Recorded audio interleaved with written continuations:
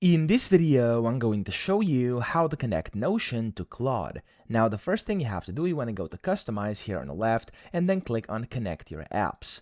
From here, you want to look for Notion, there we go, and then you simply want to click on the plus button to connect it, wait for a few seconds, it's going to open up a tab where you basically have to authorize access, so if you're not signed in yet, you'll have to sign in with your account. I'm signed in already, so I don't have to do this, but if you will have to, just basically use your credentials, your sign-in method, and you're good to go.